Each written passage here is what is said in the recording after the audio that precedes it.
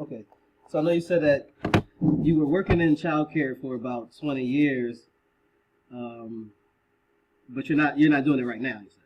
No, no, I'm not. I'm unemployed. I'm not Okay. even working. Okay. Cool. So with the childcare for 20 years, what were you generally doing there? What was your like your position? Was you working for somebody, or was more so independent? Yes, I was working for the government. Oh, okay. Working for the government, and you were like in an office setting, or like just working at Yes, I home, was in a people homes. in a office agency, working in a classroom. You know, working with the Navy, the Department of Navy. But I've been all over. That's how I met Tawania. I taught her triplets. You know, when they first was at a pre-K program in Bowie, that's how I met Tawania.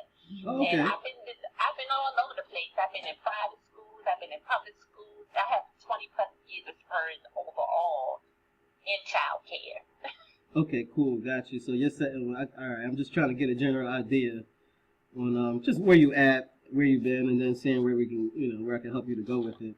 But first, I know what's your name. You said Sherry. How you spell your name? Cherie, Oh, shit. Sheree. Johnson. Okay, got you. When I spell names wrong all the time, and I definitely spelled yours wrong. So okay, I got it now. Okay, so you've been in childcare for 20 years. It was pretty much an office and classroom setting. It was with the Navy and the government, and you kind of travel everywhere with schools, different schools, and go and you teach. So it's basically just you teach just for certain time frames versus like being full time in certain places. Yes. Okay, all right, got you. So did you have to have like different types of certifications Yes. in order to have that? Okay. Yes. All right. So are the certifications still good now that you're using it for? Yes, they are. Oh, okay. All right, that's perfect. So is this something that you want to stay in and do, or is it something that you wanted to more so like almost change all your fields all the way together and find something else that you can, make money and do and work towards? I want to change careers altogether. Gotcha. Okay. My heart is really set on. I've been thinking about considering going back to school for IT. Oh, okay. I'm sorry, I had a call That's coming in. that's something I'm thinking about. I'm doing. Cause I mean, it's the way of the world now, technology. So I was thinking about going to school for IT. And that's just the reason. Certifications. I was about to say the reason that you want to go back is mainly you saying for just because you feel like it's the way of the world, and then also for more certifications. Yes. And so why do you feel like it's the IT is the way of the world? Because of the computer, everybody does everything on the computer now. Everything is computer savvy. I mean, it's just internet. It's just everybody does everything on the computer. You can order on the computer now. You can shop on the computer. It's just, I just feel that technology is just taking over. No, I totally agree with that, 100%. So as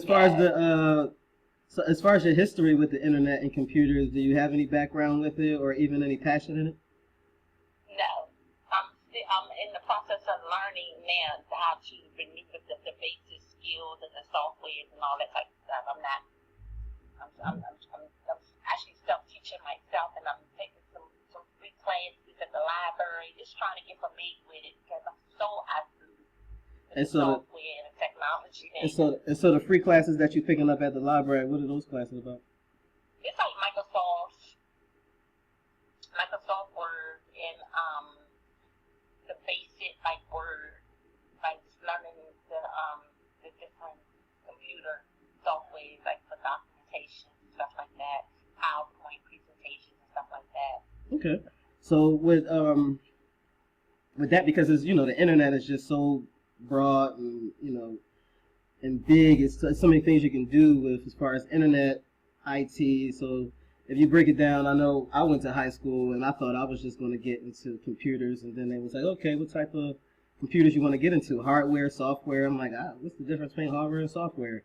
And they're like, well, the hardware is like the stuff that when you make in the computers, the stuff that physically you make it in the hardware and the boards and the screen and all of those things. That's the hardware of the computer. And they like the software is more so like like to make the computers run, like you said, Microsoft Word and Excel and the computer programs and all of those things.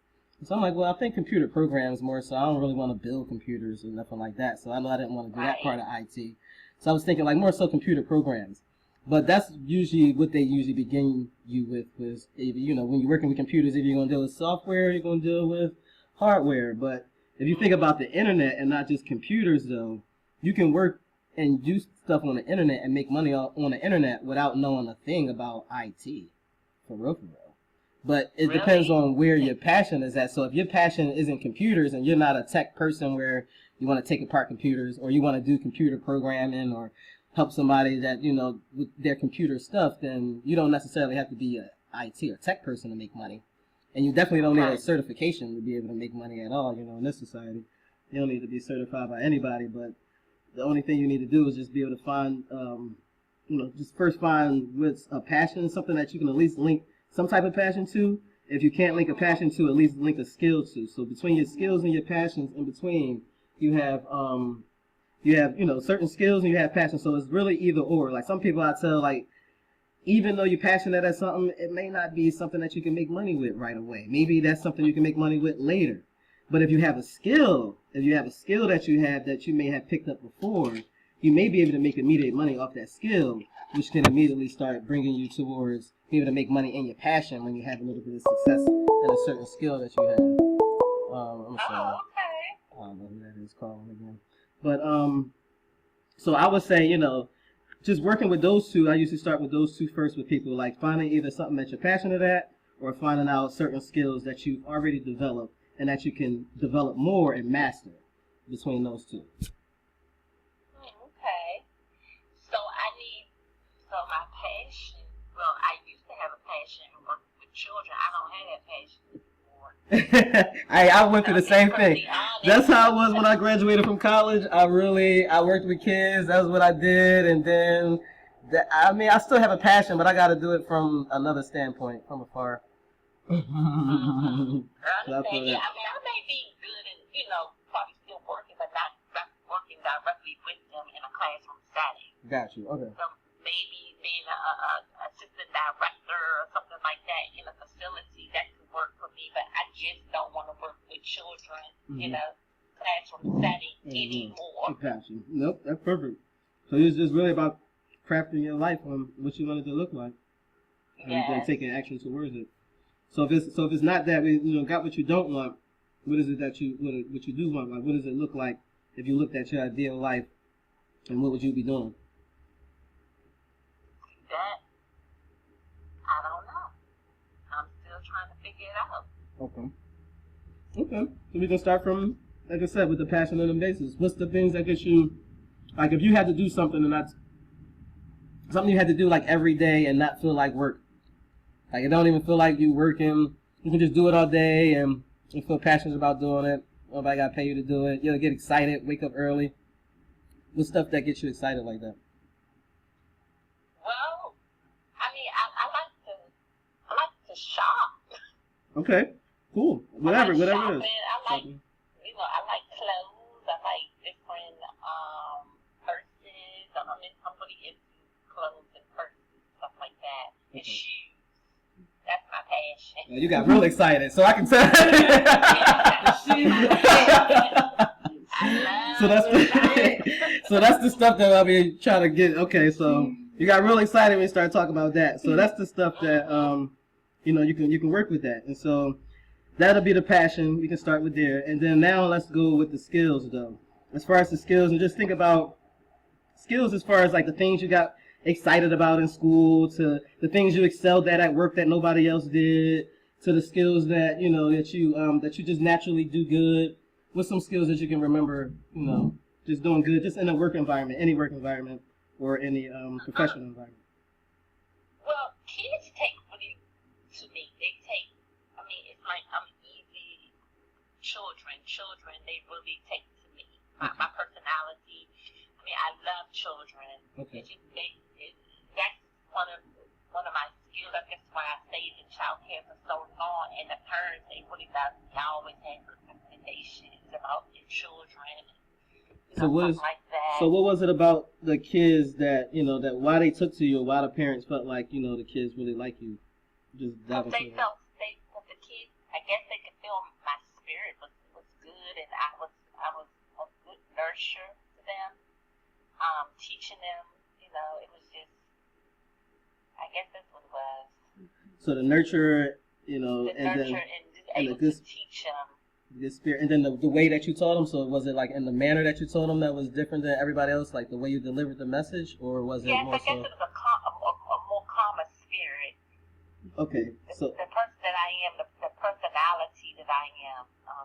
I'm very easygoing person, very passionate with, when it comes to different things. I mean, at that point, I was very passionate what I was doing because I love children. So I guess my work ethics came out across to the parents and to the kids. That way, they would gravitate to me. Okay, I got you. They would So lean on to me. Certain children don't take certain adults. No, you're right. In a classroom, it's like they may not go to this particular teacher, but they come to me. It's like when they see me, it was like they gravitate to me right away. It's like if I leave out the room, they'll cry. I'm like, I'll be back. That's just how it was.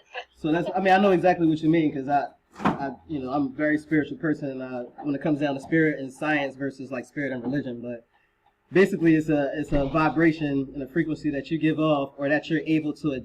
It seems like you're able to adapt yourself to the frequency of the child, so that they can feel your frequency, and so that you can kind of guide them along wherever you need to guide, because you're able to meet them, kind of where they at, and they see the commonality. That's what it seems like you're saying.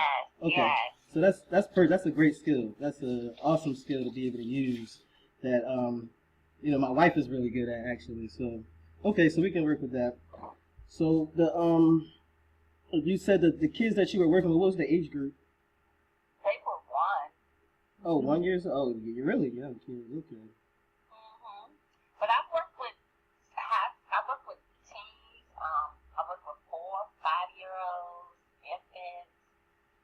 I work with a broad range of children. Okay. Gotcha. Okay. All right. Those seem to good, but that was good. That's good as far as the skills is concerned, because just the fact that you can be able to recognize where people are at, and you're able to relate, and then also at that point when they can vibe on the same frequency as you, they'll be able to follow you along, and you can guide them somewhere.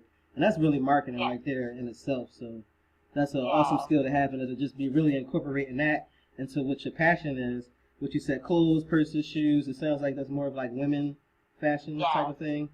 So so if your passion is women fashion, do you find is like the part of the fashion is women fashion? Is it more so like you really just like shopping in general, as far as like finding the right stuff for the right price, or you like putting stuff together and being like a stylist for somebody and making them feel good about finding the right clothes? Like what part of fashion? What part of fashion and clothes and purses do you think you run to more? I think both. Okay. I think I could do both. Okay.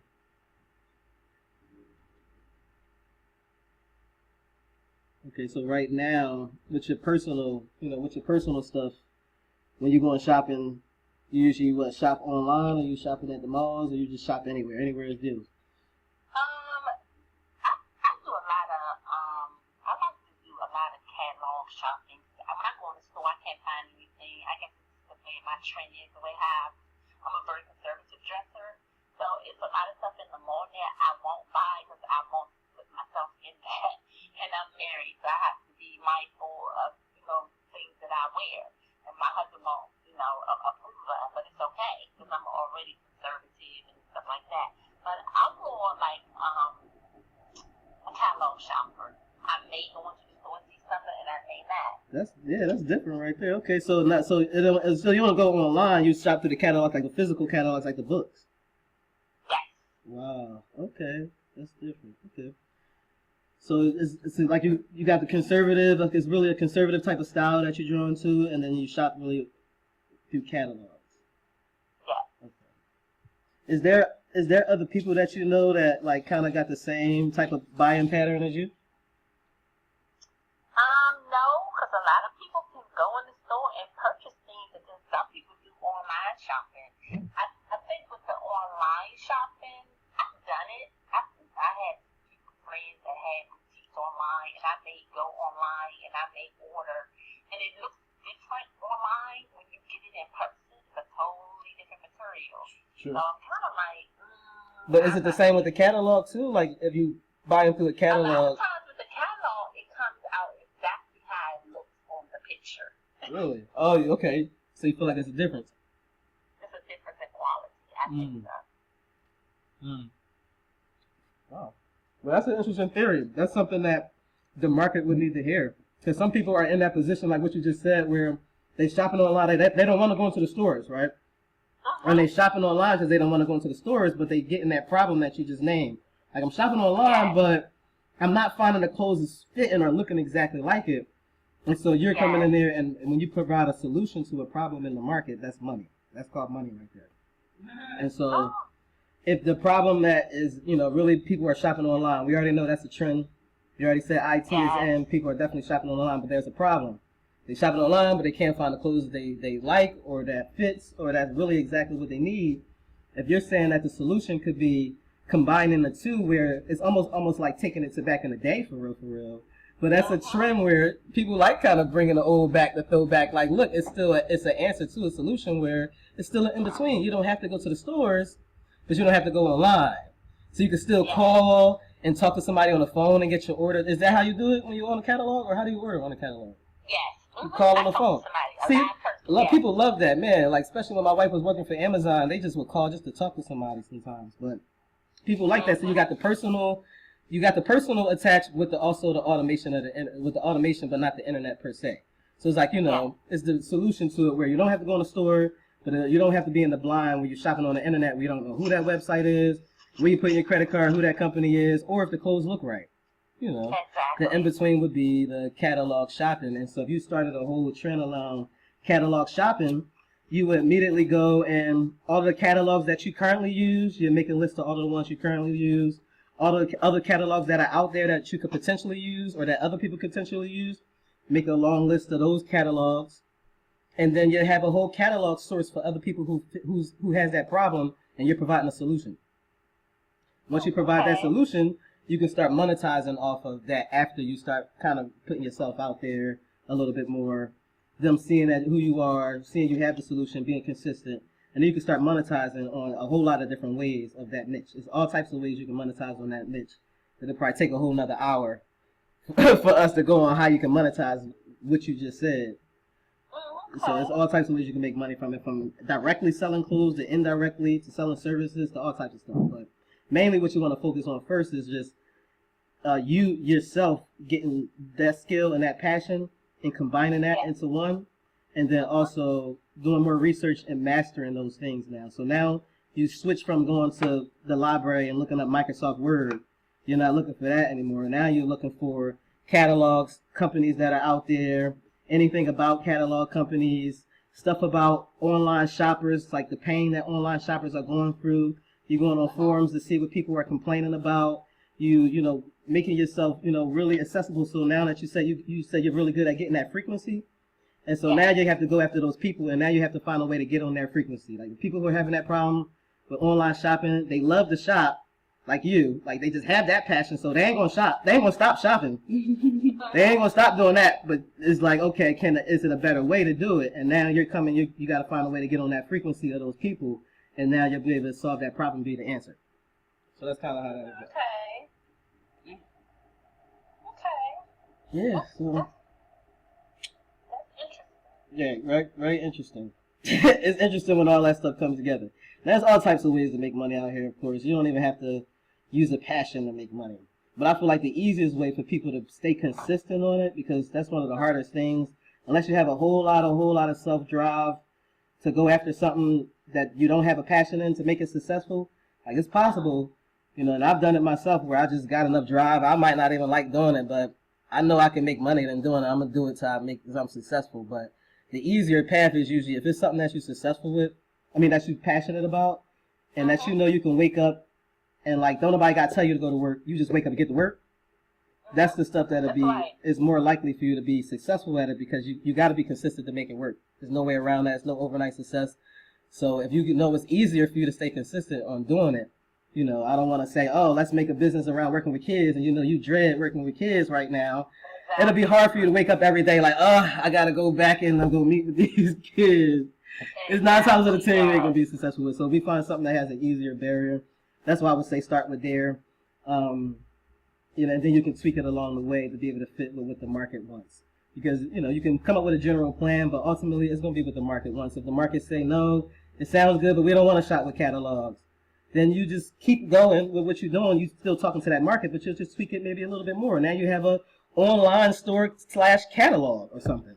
Now you can call me and I send you something in the mail and I have an online store. I don't know. You see what I'm saying? Like you can usually come up. Yeah, you can tweak it to appeal to the market, but then also your passion and what you feel too. So it'll be you'll tweak it along the way, but that's a good place to start where you at. Definitely. Okay. Definitely. So, I would recommend just definitely starting to just think about that in general, because you have to visualize it first. Once you can visualize it and see it more clearly, kind of meditate on it, everything that you need for that to happen to start coming into play at that point. Like doors to start to open, the resources that you need to start to come. Once you actually visualize and like, you know what, that can happen. That's me. I see myself doing it. And you create that future visually first. That's when everything else will start to happen, and you do the research and you start to make the actions. And then once you're already set, like this is what I want to do, I'm 100% committed. If I got $20, I'll put 12 into my business. If I got 8 hours in my day, I'm going to put 7 towards my business, and the other hour I got to eat and do everything else for everybody else later. Like when you at that point of commitment, that's when we can move forward, and I'll, coach you along the way in building the business and stuff like that. But I would need you to be at that point before we went forward and did anything. If that makes sense. Okay. So yeah. So gave me some ideas. I'm pondering because I wouldn't mind doing the online business and clothes and stuff online. Okay. But I just gotta find the right vendor because a lot of these vendors, their quality of their clothes is totally different. None of them experience in doing online shopping, so I wouldn't mind doing it. I just gotta find the right resources, the right vendors, and stuff like that. Yeah, the online store, of course, is always an option for that. It's just you always got to find something unique, like your unique twist in any type of business that you do. So you put up an online store, it could be you and 1,000 other people per day that's putting up an online store. But if you tie in your skills and your passion to that online store, that's when you can start to create something that's different that people can follow you and you have the influence and things like that. So you'll have to do that versus, just saying, oh, I'm going to put up an online store, find a good vendor, put some clothes out there. It's not really that easy, when it comes down to creating a store. So that's why I'm saying the easiest way is to tie in that passion, put some value out there to the market where you're actually solving a problem. And then when you put up an online store, after you solving the problem, people going to buy because you solved the problem first versus you putting up the online store and you being nobody know who you are and what you about and any reason they should even buy from you versus somebody else. But when you say, hey, you should buy from me because I really care about your shopping because I'm passionate about shopping too. Not only am I passionate about shopping, this is how I shop because I like to be able to make sure my stuff fit, make sure I talk to somebody, I know who they are. I do the same for you on my store and I offer you this. You have to really hone in on that first. So that's why I said the visualization on who you are is going to have to happen first before you start putting anything in place. It doesn't matter about the vendor. It doesn't matter about whether you choose an online or brick and mortar store, whether or not you want to do phone calls or a catalog. None of that stuff matters. You have to really visualize yourself and what you want to do and who you are first. And once that all match up and you're like, hey, this is me, I see it plainly, so clear, I can touch it. Like, I know that's me and I'm going to go and devote my 100% to it. That's when you're like, okay, now you can put out a plan and then you can tweak it along the way. So that's what I'm saying. Don't get caught up in if I find a vendor, if I find a website, do an online store, don't get caught up in that part. Just first get caught up in who you are and what you bring to the market first. Okay. And when you think about what's your value, what you bring to the market, what you sell don't matter. That's true. You can sell anything. You can, like I said, make a magazine or anything at that point. But first you got to figure out who you are and what value you bring to the market.